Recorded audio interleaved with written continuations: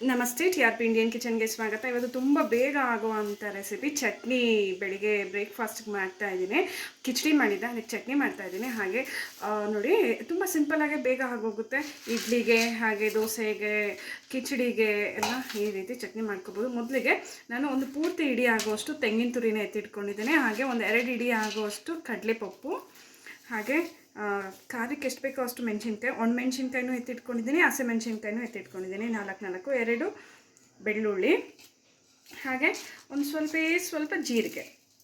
ಓಕೆನಾ? ಈಗ ಎಲ್ಲ ಮಿಕ್ಸಿ ಜಾರ್ನಲ್ಲಿ ಹಾಕ್ಬಿಡೋಣ.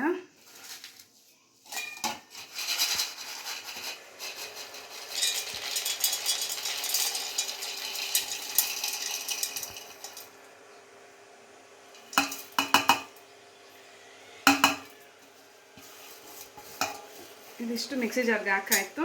ಸ್ವಲ್ಪ ನೀರು ಹಾಕೋಣ. ಈಗ ಇದೊಂದು ಪೂರ್ತಿ ಗ್ಲಾಸ್ ಆಗೋಷ್ಟು ನೀರು ಹಾಕ್ತಿದ್ದೀನಿ. ನುಣ್ಣಗೆ ರುಬ್ಕೊಂಬಿಡೋಣ.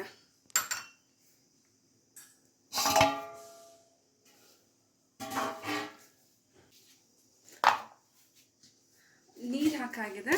ಹಾಗೆ ಒಂದು ಸ್ವಲ್ಪ ರುಚಿಗೆ ತಕ್ಕಷ್ಟು ಉಪ್ಪು ಹೀಗಲೇ ಹಾಕ್ಬಿಡೋಣ. ಉಪ್ಪು ನೋಡಿ ಹಾಕೊಡಿ ಎಷ್ಟು ಬೇಕೋ ಅಷ್ಟು.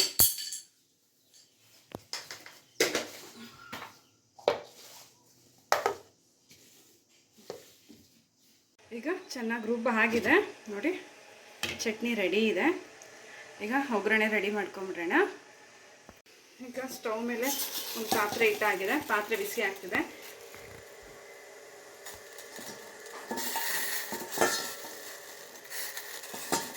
ಸ್ವಲ್ಪ ದೂರ.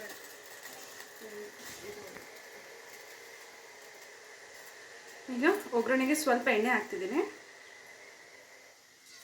ದೂರ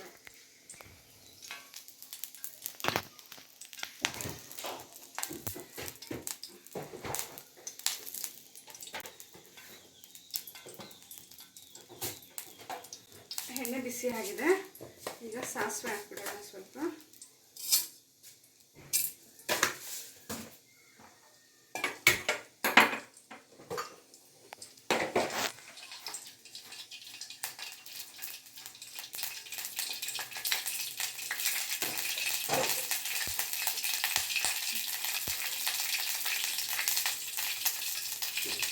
ಸಾಸಿವೆ ಸಿಡಿಯೋಕ್ಕೆ ಶುರು ಆಗ್ತಿದೆ.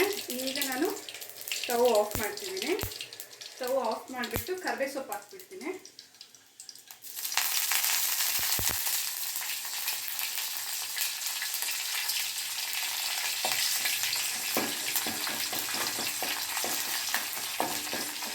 ಒಗ್ಗರಣೆ ರೆಡಿ ಆಯಿತು.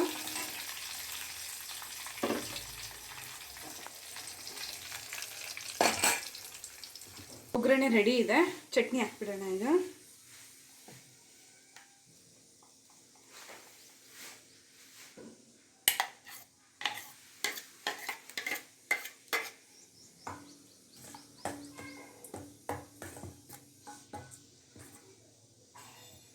ಚಟ್ನಿ ರೆಡಿ.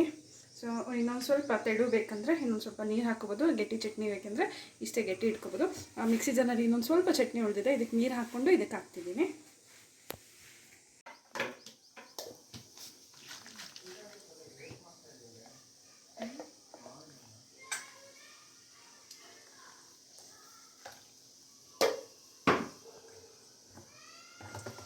ಇಡ್ಲಿ, ದೋಸೆಗೆ, ಹಾಗೆ ಕಿಚಡಿ ಎಲ್ಲ ಮಾಡಿದಾಗ ಚಪಾತಿಗೂ ಸಹ ತುಂಬ ಚೆನ್ನಾಗಿರುತ್ತೆ. ಅನ್ನದ ಜೊತೆನಲ್ಲೂ ತಿನ್ಬೋದು. ನೋಡಿ, ಚಟ್ನಿ ರೆಡಿ. ಸೊ ನೋಡಿದ್ರಲ್ಲ ಇವತ್ತಿನ ನಮ್ಮ ಈ ಸಿಂಪಲ್ ರೆಸಿಪಿನ.